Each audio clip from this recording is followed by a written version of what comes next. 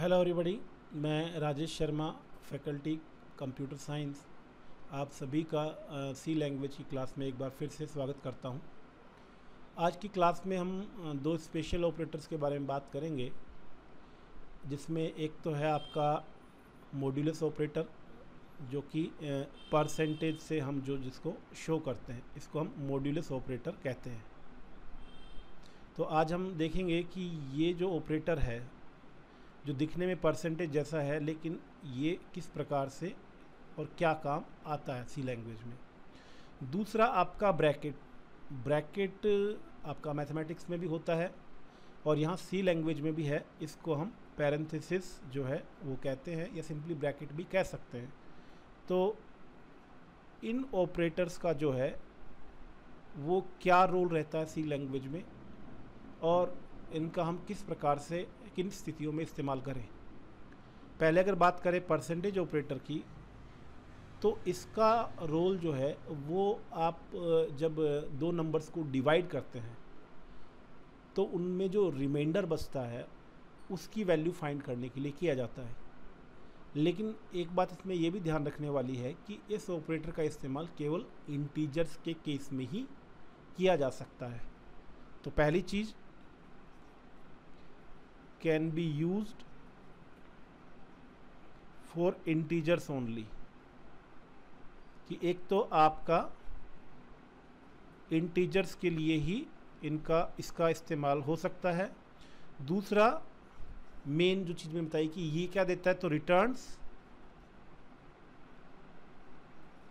Reminder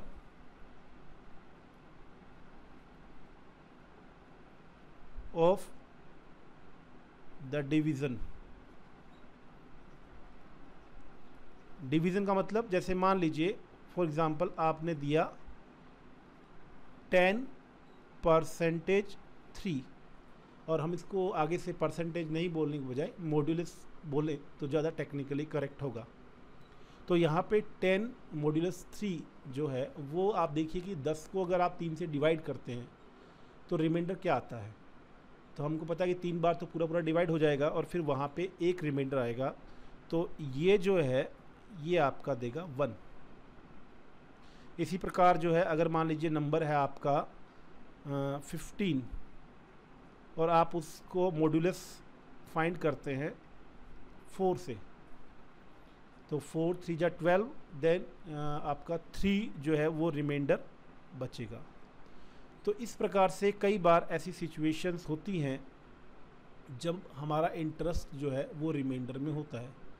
for example मान लीजिए आपका कोई नंबर है और आपको ये पता करना है कि वो नंबर ओड है या इवन है, ठीक है। तो आप क्या कर सकते हैं, उस नंबर का जो है आप 2 से डिवाइड करिए। जो जनरल आपका एल्गोरिदम होगा वो ये है कि उस नंबर को 2 से डिवाइड करिए और देखिए कि रिमाइंडर क्या बचता है। अगर रिमाइंडर कुछ भी नहीं बचता है, यानी 0 आता है, तो वो नंबर आपका इवन होगा। अगर रिमाइंडर क्या है 1 आता है, तो वो ओड होगा। तो ये मैंने आपको एक एग्जांपल बताया। इसी तरीके से और भी कई एप्लीकेशन ऐसी निकल आती हैं जो कि कहीं ना कहीं वर्कआउट करती हैं दो नंबर्स के बीच में जो डिवीज़न होता है उसमें जो रिमाइंडर बचता है उस पर। और रिमाइंडर का कंसेप्ट चूँकि इंटीजर के केस में ही होगा, क्योंकि अगर आप रियल अर्थमेटिक में जाएंगे तो फिर रिमाइंडर का कोई इशू ही नहीं है, क्योंकि आप पॉइंट लगा के नंबर को आगे से आगे डिवाइड करते जा सकते हैं। तो केवल इसीलिए ये इंटीजर्स के केस में ही आपका एप्लीकेबल होता है। तो एक चीज़ तो ये, चलिए मैं एक एक्सप्रेशन लेता हूँ जिसमें मैं देखता हूँ कि किस तरीके से ये, फॉर एग्ज़ाम्पल मान लीजिए एक एक्सप्रेशन दे रखा है 10 divide by 3 minus 4 into 2 plus 9 modulus, मान लीजिए मैं ले लेता हूँ 2। अब इस एक्सप्रेशन की जो वैल्यू है वो किस प्रकार से आपकी चलेगी, तो जैसा कि पिछली क्लास में हमने बात की थी प्रेसिडेंस और एसोसिएटिविटी की, कि जो हायर प्रेसिडेंस है वो पहले होगा। तो इस एक्सप्रेशन के अंदर आपका डिवाइड, मल्टीप्लाई और जो परसेंटेज हैं ये हायर रैंक्ड होते हैं, और जो आपका प्लस और माइनस है वो लोअर रैंकिंग के ऑपरेटर्स होते हैं।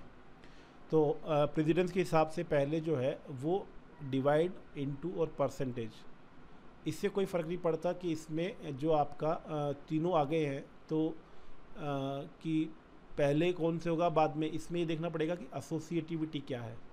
जो आपका एसोसिएटिविटी है लेफ़्ट टू राइट है, तो यानी कि जो लेफ़्ट में पहले आ जाए, मतलब मेरा कहने का मतलब फ़र्क नहीं पड़ता इन द सेंस कि जो मल्टीप्लाई भी पहले हो सकता है, मॉड्यूलस भी पहले हो सकता है, और आपका डिवाइड भी पहले हो सकता है। इट डिपेंड्स कि उनका सीक्वेंस क्या है लेफ़्ट टू राइट। तो जैसे आप इसमें देखेंगे कि डिवाइड सबसे पहले आ रहा है, लेफ़्ट टू राइट आप चलते हैं तो पहले डिवाइड होगा। तो 10 डिवाइड बाई 3, चूँकि दोनों ऑपरेंड जो है वो इंटीजर है तो ये वैल्यू आएगी 3, क्योंकि इंटीजर अर्थमेटिक इसमें लग रही है। फिर -4 × 2 + 9 मॉड्यूलस 2। और देखिए जिस प्रकार से मैं आपको स्टेप बाय स्टेप बता रहा हूँ, इसी प्रकार से कहीं ना कहीं आप देखिए कंप्यूटर में भी इंटरनल प्रोसेसिंग होती ऐसी इसी प्रकार से होती है। अब नेक्स्ट टाइम जो है वो आपका मल्टीप्लाई जो है वो आपका इवेल्युएट होगा, जिससे वैल्यू आएगी 8 + 9 मॉड्यूलस 2। फिर आप देखेंगे तो इसमें मॉड्यूलस जो है वो वर्क करेगा, तो 3 - 8 प्लस, अब देखिए मॉड्यूलस क्या आएगा, मॉड्यूलस आएगा क्योंकि यहाँ डिवाइड तो होगा लेकिन आपको जो वैल्यू है वो उसका जो कोशेंट है वो नहीं मिल के उसका रिमाइंडर मिलेगा। तो 9 मॉड्यूलस 2, तो 4 टाइम्स पूरा डिवाइड हो जाएगा और रिमाइंडर बचेगा 1। और फिर आपका वर्क करेगा यहाँ पे क्या, आपका माइनस। हालांकि बोर्ड मास में तो प्लस पहले होता है, लेकिन यहाँ पे मैंने जैसे कहा कि जो रैंकिंग है, अगर सेम रैंकिंग के ऑपरेटर अगर एक साथ आ रहे हैं किसी एक्सप्रेशन में तो उनमें एसोसिएटिविटी देखी जाती है। तो यहाँ पे माइनस और प्लस दोनों सेम रैंकिंग के हैं, हायर रैंकिंग के जो थे वो पहले किए जा चुके हैं, तो अब इनको किया जाएगा। और अब चूँकि दोनों सेम रैंकिंग पे हैं तो इनकी एसोसिएटिविटी देखी जाएगी। और यहाँ पे दोनों ही ये जो ऑपरेटर्स की कैटेगरी है इनकी associativity left to right L2R है। तो यहाँ पे लेफ़्ट में कौन आ रहा है, माइनस, देन -5 + 1। अब एक ही ऑपरेटर बचा है तो फाइनली ये इवेल्युएट होगा और वैल्यू आएगी -4। तो इस तरीके से आपका ये एक तो हमने साथ में ये भी देखा कि प्रेसिडेंस और एसोसिएटिविटी कैसे काम कर रही है, और साथ में मॉड्यूलस किस प्रकार का रिजल्ट जो है वो एक्सप्रेशन में दे रहा है। अब बात करते हैं हम दूसरे ऑपरेटर की, ब्रैकेट।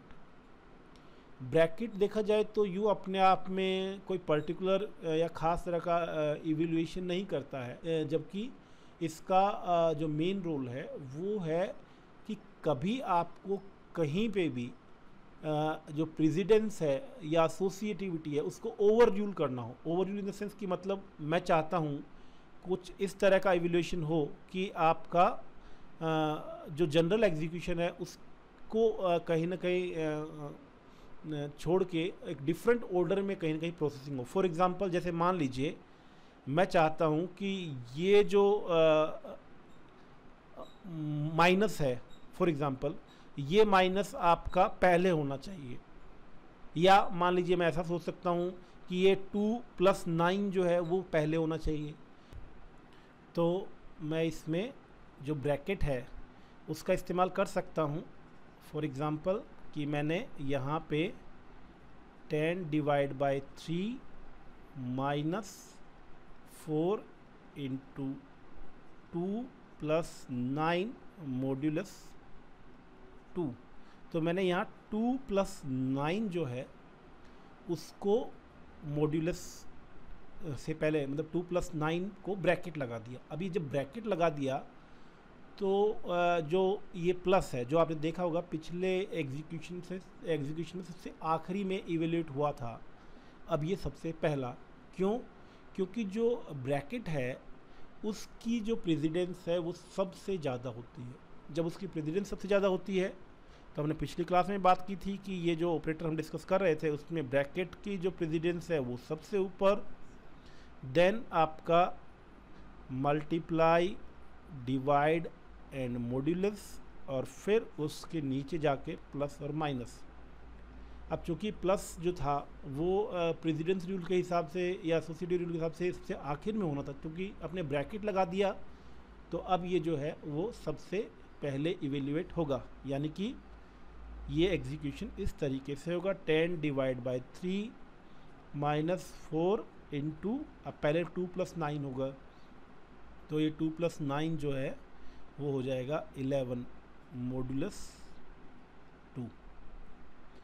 अब इसके बाद नेक्स्ट स्टेप में देखें तो अब चूँकि ब्रैकेट सोल्व हो चुका है, तो जब ब्रैकेट, अभी तो एक ही ब्रैकेट था, लेकिन कई बार ऐसा हो सकता है कि आपके एक्सप्रेशन में एक से ज़्यादा ब्रैकेट हों या एक से ज़्यादा ब्रैकेट में भी नेस्टेड ब्रैकेट हों।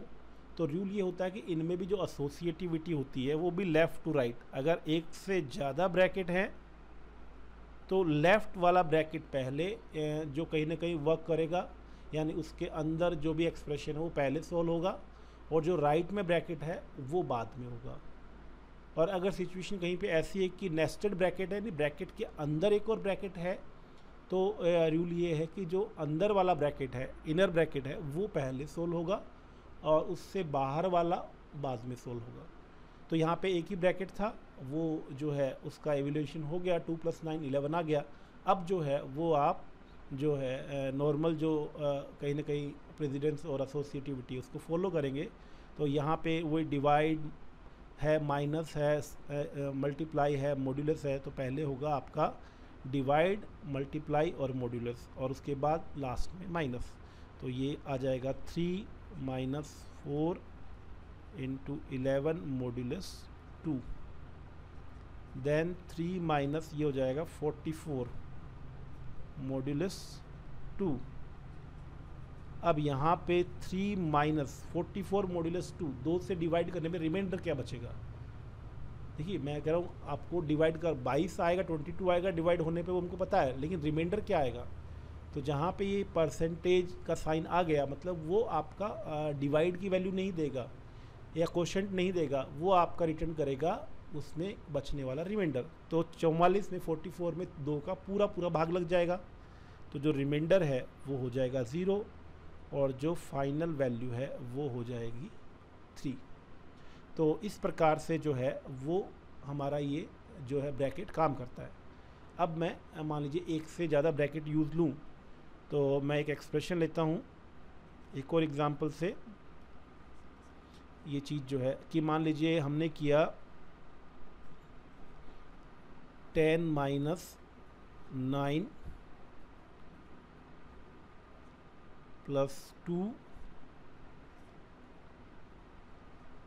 इंटू, मान लीजिए अगेन 2 ले लेता हूँ मैं, +7 मॉड्यूलस 4, और यहाँ पे मैं एक ब्रैकेट लगा देता हूँ और प्लस, और यहाँ पे एक ब्रैकेट और लगा देता हूँ +6। अब इसको देखिए कि इसमें आपका जो है ब्रैकेट आ रहे हैं और वो भी 3 ब्रैकेट हैं। तो एक ब्रैकेट जो आपका 10 के लेफ़्ट से शुरू होके 4 के राइट तक, मतलब यहाँ से लेके यहाँ तक है, और फिर इसके अंदर 2 ब्रैकेट है जो कि एक में 9 + 2 हो रहा है और एक में, तो मैंने कहा कि अगर ब्रैकेट 2 हैं तो सेम लेवल के ब्रैकेट है तो लेफ़्ट वाला पहले होगा, राइट वाला बाद में होगा। और अगर इनर ब्रैकेट और आउटर ब्रैकेट का कंसेप्ट है तो इनर ब्रैकेट पहले होगा और आउटर ब्रैकेट बाद में होगा। और जब सारे ब्रैकेट सोल्व हो जाएंगे, देन आफ्टर जो बचे हुए ऑपरेटर्स हैं वो वर्कआउट करेंगे। तो यहाँ पे ब्रैकेट्स को जब पहले सोल्व करेंगे तो जो 10 के लेफ़्ट से शुरू होकर 4 के राइट में यहाँ पे ख़त्म हो रहा है, ये तो पहले हो नहीं सकता क्योंकि इसके अंदर ऑलरेडी ब्रैकेट्स हैं। अब इसके अंदर देखें तो 9 + 2 ये एक ब्रैकेट है और 2 + 7 ये एक ब्रैकेट है, और ये दोनों इंडिपेंडेंट ब्रैकेट्स हैं, नेस्टिंग नहीं है इनमें। तो इनमें जो रूल लगेगा लेफ़्ट टू राइट एसोसिएटिविटी के हिसाब से, यानी लेफ़्ट वाला ब्रैकेट पहले सोल्व होगा और राइट वाला बाद में। यानी कि 9+2 जो है वो पहले होगा। तो 9+2 जो आपका हो जाएगा 11 और 2+7 मॉड्यूलस 4 + 6। अब दूसरा जो ब्रैकेट है जो राइट में था पहले वाले के, यानी इनर ब्रैकेट जो है जो बच गया वो 11 इंटू, अब ये हो जाएगा 2 + 7 9 मॉड्यूलस 4 + 6। तो इनर ब्रैकेट दोनों एसोसिएटिविटी रूल से जो है वो इवेल्युएट करने के बाद अब हम आते हैं इस आउटर ब्रैकेट पे, यानी कि 10 - 11 इंटू 9 मॉड्यूलस 4। तो ये ब्रैकेट सोल्व होगा, लेकिन इसके अंदर देखेंगे आप कि एक से ज़्यादा ऑपरेटर, 1 2 3 ऑपरेटर हैं, उसमें एक माइनस है और एक मल्टीप्लाई और मॉड्यूलस है। तो मल्टीप्लाई और मॉड्यूलस की जो प्रेसिडेंस है वो हाई है, तो पहले जो है वो ये काम करेंगे और उसके बाद जो है वो माइनस वर्कआउट करेगा। तो इसमें पहले कौन काम करेगा, तो एसोसिएटिविटी है लेफ़्ट टू राइट, तो पहले होगा 11 इंटू 9, तो ये हो जाएगा 99 मॉड्यूलस 4 + 6। फिर अब माइनस और मॉड्यूलस, तो मॉड्यूलस की प्रेसिडेंस हाई है, तो ये आपका मॉड्यूलस वर्कआउट करेगा। तो 99 डिवाइड बाय 4, रिमाइंडर क्या बचेगा, तो आपका डिवाइड जो है वो 96 में पूरा पूरा लगता है, तो यहाँ पे आपका बच जाएगा 3। वो आप कॉपी में डिवाइड करके वेरीफाई कर सकते हैं कि पूरा पूरा डिवाइड होने के बाद रिमाइंडर 3 आ रहा है क्या। अब यहाँ पे 10 - 3 ये आपका 7 + 6 और फाइनली जो वैल्यू आ जाती है वो आ जाती है 13। तो ये था हमारा आज का लेक्चर, जिसमें हमने दो जो special operator, special in the sense कि जनरली जो है मॉड्यूलस जो है वो हम मैथमेटिक्स में यूज़ नहीं करते हैं, इसलिए स्पेशल मैंने बोला इसको।